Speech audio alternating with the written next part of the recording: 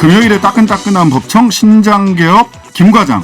오늘은 김준우 변호사님이 지금 창원 출장 가 계세요. 그래서 오늘은 양과장입니다. 양지열 변호사, 장은미 변호사 두 분 어서 오세요. 네, 안녕하세요. 네, 김앤장 하려다가 김과장. 네. 오늘은 양과장입니다. 김앤장은 느낌이 조금 그래서 그래서 자, 이 시간 늘 그렇듯 두 분과 진지하게 열내면서 또 넓은 주제를 정리해야 돼서 빠르게 재촉들여서 좀 매번 죄송한데요. 서둘러 한번 가보겠습니다. 모든 시사 방송은 대장동과 고발사주로 수렴됩니다. 그렇습니다. 예, 대장동 먼저 가겠습니다. 네. 자, 오늘 그 소환 조사 하려다가 확진자 발생하면서 네. 연기됐어요.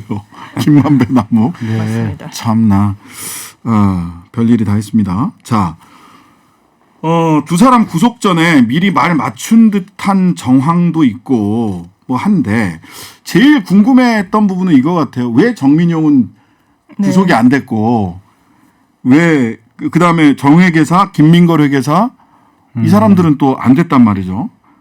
이 영장도 쳐지지도 않았단 말이죠.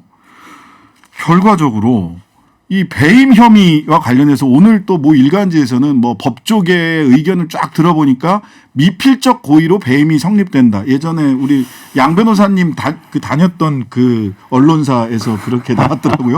미필적 고의가 인정돼서 배임 성립될 것이 법조계의 중론이다. 이런 기사가 나왔어요.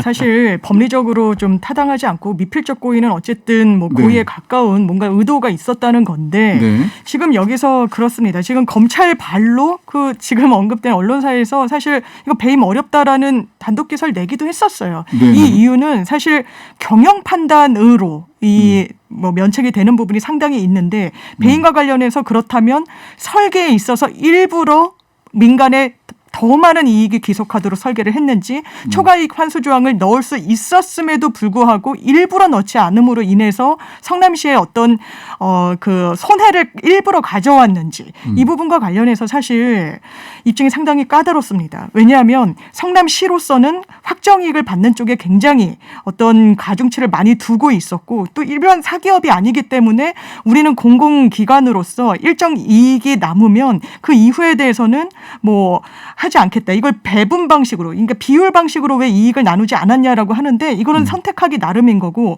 초과이익 환수도 관련해서 따지고 보면 사실상 그럼 하나은행 컨소시엄이라는 곳에서는 일정 정도 고정액도 성남시에 귀속하도록 하고 어느 정도 초과이익이 나오면 그 부분도 성남시에 가도록 한다. 이거는 그쪽이 또 배임의 이슈가 생길 수도 있는 거라서 저는 이게 뭐 정책 판단이니 경영 판단이니 뭐 법리적인 검토가 다르다 뭐 여러 설이 나오고 있지만 전 정책 판단으로 그러니까 보통은 기업이 경영 판단으로 면책되는데 이 배임권과 관련해서 이 성남시 그리고 성남도시개발공사가 정책 판단으로 면책될 가능성이 훨씬 높다고 봅니다. 네. 그런 얘기들이 왜 나오냐면 이재명 후보를 그냥 야권에서는 지목을 해놓고 딱 아예 정해놓고 그 이재명 후보와 관련된 내용이 안 나오면 수사가 부실하다 이렇게 공격하는 거잖아요. 그러니까 뇌물죄로 딱 가게 돈의 흐름이 이재명한테 탁 꽂히는 돈의 흐름이 나왔으면 배임까지 안 갔을 것 같아요. 네. 배임은 이렇게 열심히 검토 안 했을 것 그렇죠. 같은데. 근데 배임도 지금 이제 사실 영장 내용이 많이 달라졌습니다. 김만배 전 기자에게 지난번에 2주 전에 영장을 청구했을 때는 초과이익 환수 조항을 삭제한 것과 관련해서 그래서 액수도 1,111억 원 가량이었고 플러스 알파였고요. 그랬죠. 이번에는 그걸로는 잘 안 될 것 같으니까 조금 전에 장 변호사님 말씀하신 것처럼 딱 절반을 떼가겠다라고 하니까 이 사람들이 무슨 생각을 고안을 해냈냐면 야 우리가 이 얻어갈 이익의 절반을 떼간데 그러면 우리가 얻어갈 이익 자체를 줄여버리자. 그러니까 제가 이렇게 가는 데마다 비율을 드는데 피자가 라지 사이즈인데 마치 스몰 사이즈인 것처럼 보고를 한 거예요. 보고를. 네. 그러면 그렇게 개별수를 만들면 스몰 사이즈의 절반만 딱 떼가면 성남시는 절반을 떼간 줄 알았지만 사실은 속은 거잖아요. 네, 그렇죠. 그 내용이 이번에 구속된 배임의 영장인 거예요. 그래서 651억 플러스 알파라고 바뀐 거군요. 그러니까 단순히 액수가 줄어든 게 아니라 배임의 내용이 달라져 버렸거든요. 딱 생각해 볼 수 있는 게 그러면 성남시는 뒤통수를 맞은 거잖아. 그렇죠. 그러면 성남시장은 왜 그런 일을 스스로 했을까? 이재명 후보랑 연결시키면 이상해지는 거예요. 내 뒤통수를 때려주세요 하고 뒤통수를 갖다 댔다. 그 예. 논리대로라면. 그렇죠. 이상해지는 거죠. 근데 그거를 가능성은 그거죠.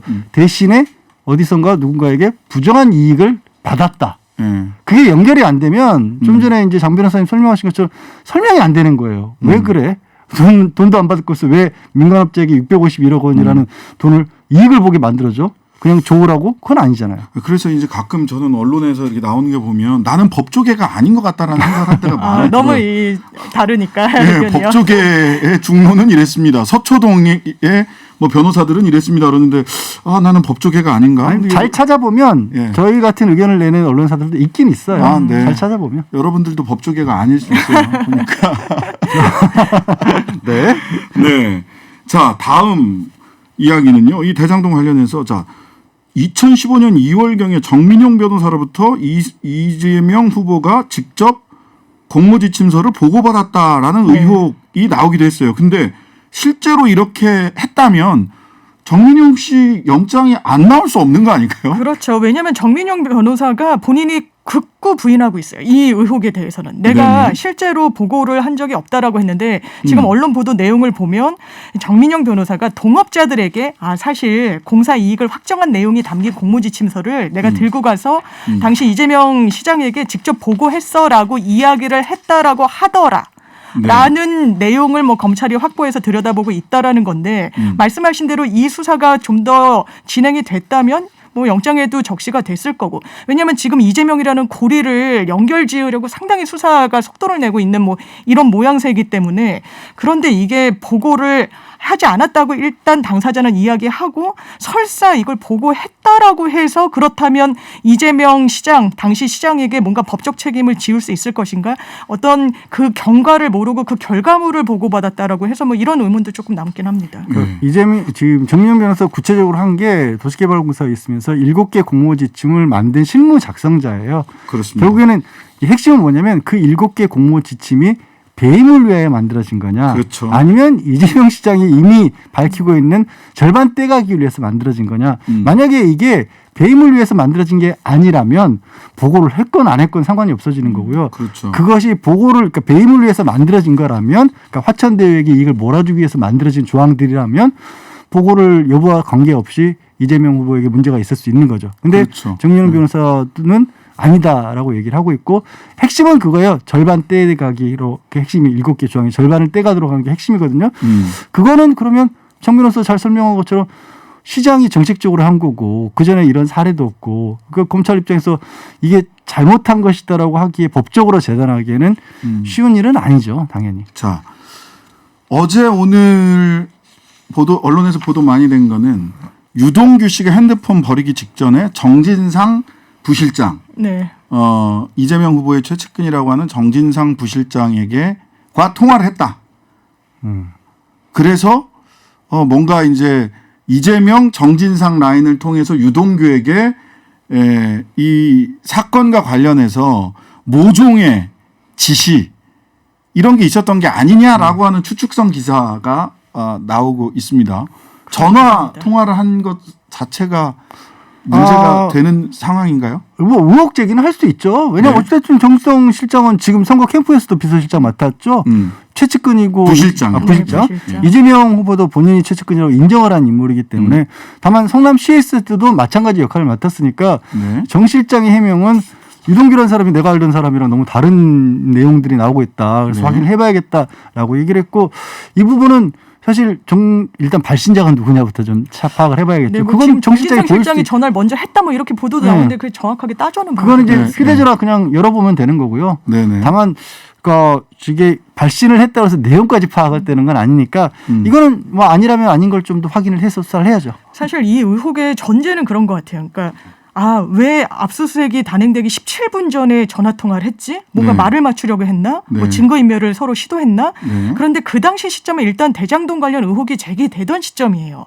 그렇다면 그리고 그 이재명 당시 후보 측에서는 유동규라는 사람과 상당히 거래를 두려고 합니다. 내가 유동규라는 사람을 내 측근이라고 얘기하는데 사실 아니다. 정진상 김용 이런 사람들은 측근이라고 할 수 있을지 모르는데 유동규는 최소한 아니다. 그리고 유동규 씨가 공직에서 내려올 때도 성남시장과 갈등을 겪었고 영화비 제작 지원 등등의 문제로 그렇다면 이게 상대방도 녹취를 할 수 있는 굉장히 엄중한 상황인데 말을 맞추거나 그 상황에서 압수수색이 단행되기 직전에 뭔가 증거인멸을 서로 시도했을 수가 있을까라는 좀 합리적 의심이 좀 제기되는 부분이 있습니다. 그러네.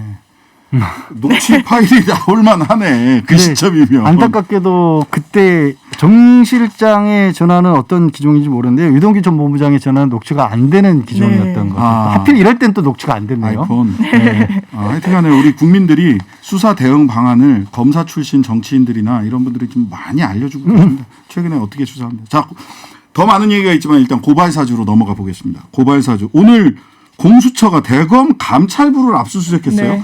서로 이렇게 협조하는 줄 알았더니 이거 왜 압수수색한 겁니까? 그러니까 아무래도 그런 것 같습니다. 지금 손준성 검사 영장 청구할 때 그 영장에 그렇다면 그 사주했다는 그 고발장의 작성 주체를 구체적으로 특정을 하지 못했어요. 누가 네. 작성했는지 자체는. 네. 그래서 아마 이 작성자를 구체적으로 밝히기 위해서 대검 감찰부에 대한 압수수색을 한 거 아니냐 이런 뭐 분석이 나오고 있고요. 그런데 지금 고발사주 의혹 자체 수사가 상당히 좀 진행이 지지부진한 건 맞는 것 같습니다. 처음엔 영장을 청구했을 때 이거 뭔가 한 방이 있구나. 공수처가 뭔가를 확보를 했구나라는 전망이 있었는데 사실상 손준성에서 뭐 김웅에서 조성은으로 간 그 텔레그램이 위조되지 않았다 해서 사실상 한 발짝도 못 나간 게 아닌가 이런 부분이 참 수사가 미진해서 안타까운 부분이 큽니다. 자, 당사자가 지금 김웅, 손준성 기억나지 않는다.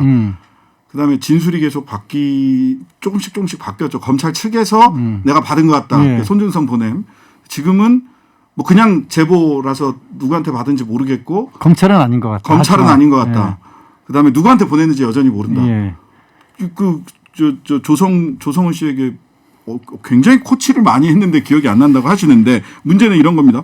이미 디지털 증거들이 굉장히 명백한 것들이 많이 나와 있는데 김웅, 손준성 기소할 정도의 증거가 이 정도면 기소할 만한 증거가 있는 거 아닌가? 근데도 증거가 없다 계속해서 이야기를 언론이나 또는 당사자들은 이야기를 하고 있어요. 저도 지금 말씀하신 그 동의를 하는 게 뭐냐면 생각보다 이 정도면 이런 의혹 사건에서 굉장히 중요한 증거들이 확보가 된 셈입니다. 그러니까 아무것도 없는 상태에서 당사자들의 말을 가지고도 증언을 가지고도 기소를 하기도 하거든요. 그게 뭐 유죄 무죄를 실제로 가르기도 하고요. 근데 이렇게까지 명백한 디지털 그냥 지문보다 더 강력한 증거들이 남아 있는 거예요. 그렇죠. 그런데도 불구하고 이거 당사자들이 부인한다는 이유만으로 수사가 아예 안 됐다라는 식으로 또 보도하는 건 그것도 좀 부적절해 보여요. 그래서 저는 사실 이번에 이제 감찰부 압수수색한 거는 이제 협조 관계이긴 맞더라도 법적으로 공식적으로 그냥 임의로 건네줄 수 있는 근거는 없어요. 압수수색의 형식을 빌려서 자료를 건네받는 거거든요. 그렇죠. 사실은. 예. 그렇기 때문에 검찰하고 협조가 안 되는 이건 아닌 거고요. 네. 한번 말씀드린 것처럼 김웅 의원 같은 경우만 해도 그 처음 사건 보도한 매체하고 얘기할 때는 검찰에서 받은 게 맞다라고 얘기를 했고요. 그 네. 녹취가 돼 있기 때문에 그것도 증거로 쓸 수가 있는 거고요. 참 본인의 녹취록, 본인의 말씀을 듣고도 나와서 기자들을 향해서는 편집된 것 같은 느낌이 있다라는 참 악마의 편집이라고 얘기했어요. 그것도 편집이 아니라 느낌이라고 그랬어요. 악마의 편집 느낌이 있다. 편집 같은 네. 느낌 같은 왜냐하면 느낌. 그런 거예요. 느낌적인 이 느낌. 부분이 잘못됐다라고 얘기를 하면 기억을 하고 있다는 얘기잖아요. 그렇죠. 그러네요. 그러니까 그 얘기도 못 하시는 거예요, 지금. 그래서 느낌이 있다라는 참 납득하기 어려운 얘기를 했는데 이거 다 그분의 어떻게 보면 잘못을 입증하는데 증거가 될 수 있는 내용들입니다. 저는 다 아주 없다고 생각 안 해요. 그러니까 이 사실은 성명불상자 이게 없어서 공소장 쓰기 어렵다라고 얘기를 하는데요. 성명불상으로 다른 증거 없이 우리가 공소장 본 기억이 있죠. 많습니다. 특정이 다 안 되는 경우도 있으니까요. 표창장, 예. 정경심 씨 표창장, 성명불상자가 공모하여 표창장 위조했다 이렇게 해서 공소장 썼어요. 유죄도 나왔죠. 예, 심지어. 자, 다음에 하나 더. 오늘 윤석열 후보로 정해졌습니다. 국민의힘 대선 경선 후보가. 그러니까 이제 국민들이 다 보는 거, 야, 이거 뭐 손준성, 김웅 전부 다 2일, 4일 뭐 이렇게 맞췄던 것도 오늘 윤석열 후보가 되면 이 사건 흐지부지 되는 거 아니냐. 이게 결정적 스모킹건이 없으면 결과적으로 기소까지도 못 가는 거 아니야? 이런 얘기도 있고 윤석열 후보를 소환 조사하는 거는 불가능에 가까운 거 아니야? 이렇게 이렇게 생각하는 국민들도 있어요. 어떻게 향후 전망 어떻게 보십니까? 당연히 소환을 시도한다면 이제는 정치 탄압 프레임으로 갈 겁니다. 야당에서. 네. 당연히 이게 그냥 여러 명 중에 후보에서 이제 국민의힘의 공당의 후보가 돼버렸기 때문에 소환 조사를 하기는 사실상 어려울 거다. 이런 전망입니다. 네.